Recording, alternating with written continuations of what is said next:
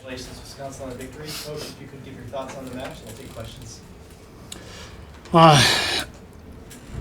Hot damn, this tournament has been something else. I mean, it's just the balance, the competitiveness, seemingly every single match, and the number of five-setters that have already happened barely halfway through. It's unbelievable. I think everybody that watched that match was in for a treat, or was treated as something special.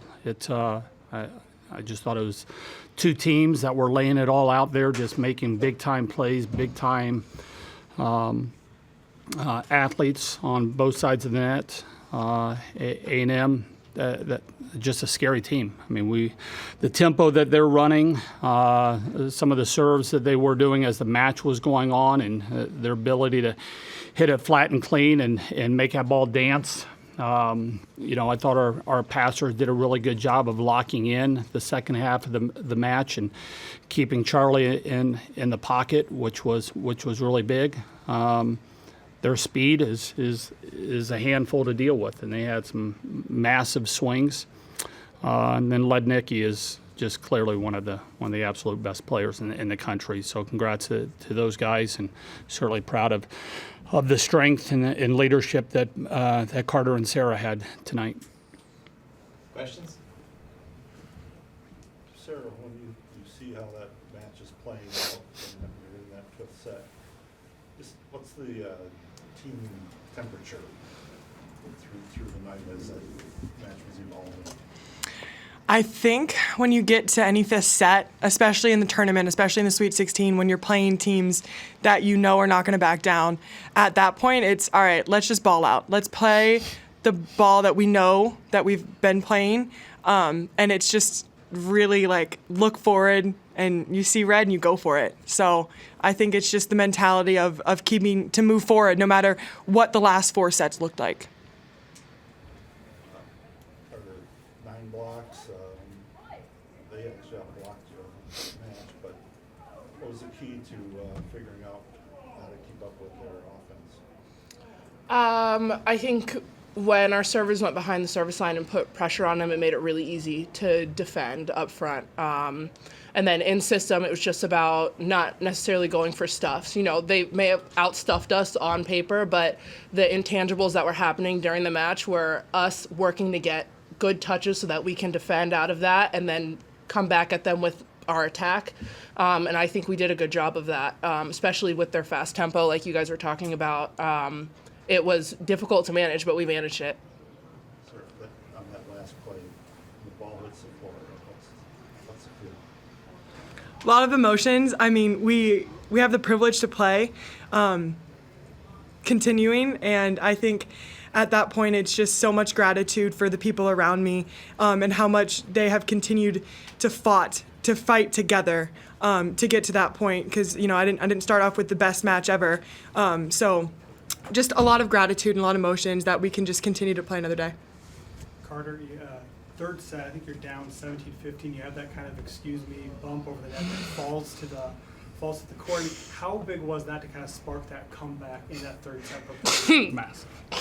I mean, I don't know, man. I was just being me.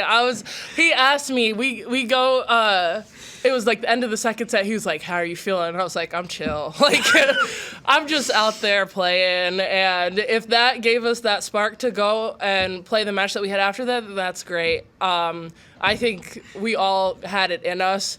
I feel like that was one of those moments where it's just like, it doesn't have to be like pretty. Like, we just got to play loose and stay in it, and we're good. But yeah, it was not intentional, but I'm glad it worked out that way. That better be on SportsCenter, I'm just saying. It better be. Because before that, she got the tip off the Liv serve. Babcock just texted me. She said, "Okay, free ball kill." So I'm not glad. sure that's the play we need on SportsCenter here. Pretty much. I'm glad I can make the pit ladies laugh. That's the picnic volleyball at its best right Yeah. If I make it, I make it. now. I'm going to say you have been designing that play all year. No. Yes, sir, we did. You played these guys back in September. What was different about this match? Obviously, staying in NCAA tournament, but did they switch anything up on you guys compared to back in September? I think both teams just grew. I think they really found a groove with their serving, as well as Lednecki. She has a fantastic arm, and it's super hard to dig her when she gets up and gets on that ball. So I think just continuing to find that connection throughout the whole match. I think as a whole they just got better as a team. For Their sure. middles as well. Their middles went off. They were killing it, and I think on both sides that's a big improvement that we've made since the first time we played them. Both sides we were running our middles and getting some good kills off of it. So it was fun to see and to just go kill for kill with them. Kelly, the fifth set you flip-flopped your outsides and it worked out. Sarah was serving when you had a nice run to open up a lead, and then she's up on the front row at the end to get that kill. What was your thought process in making that switch? A couple things. She was starting to get going offensively. I wanted to get her up there pretty quick. That was one. And number two is try to get a little bit bigger block on their opposite, which, I don't know how big. I don't think it really made much of a difference. That's nothing against her, but when you're a superstar attacker, a lot of times that.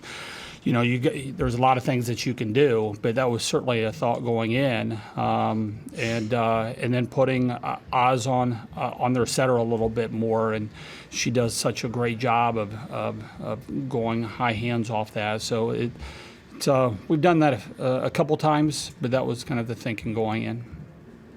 And Coach, I think 3 of the first 4 sets you called an early timeout. 2 of them went in your favor where you guys rallied back and took a set. Yeah. What kind of went into those timeouts that early in a set for you guys? Yeah, I mean, you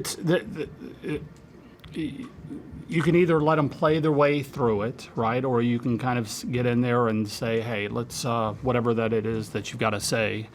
I don't know. I don't know if there's anything magic. It's probably just knowing your teams and what they need and what I mean, shoot, you're probably just guessing at that time. But it's a I think we play with a lot of energy, and sometimes turning that down a little bit between points is a good thing for us, and so sometimes maybe that's there's an opportunity to remind them of that. Couple more questions. The third set, the 3-1 timeout, looked like you didn't go in the huddle at all, or was Devin doing most of the talking? Yeah, that was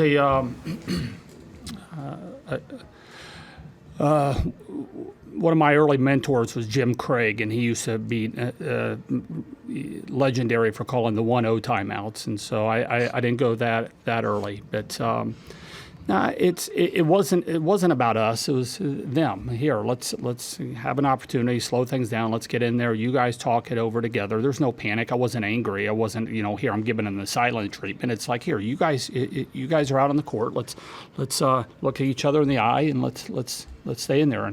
And you look at that. That's where I think this group has grown a little bit is when their backs are against the wall, they're able to look at each other and be calm and come up with solutions. And I think there's probably some times in the past that we'd run a little bit hot and it'd be a little bit chaotic. But what I saw in that huddle was a team that trusted each other, and there's no way that we win that match. We don't give ourselves a chance to win that match if we don't trust each other. Sarah, did you hear the Let's Go Aggies chant at the end of the fifth set at all? What was your reaction to that? I mean, it gets us fired up. It's if you're with us, you're with us. If you're not, you're not. We're gonna ball out no matter what. Any more questions? Thanks, guys. All right, thank you. I did get an ESPN alert about Carter's killing.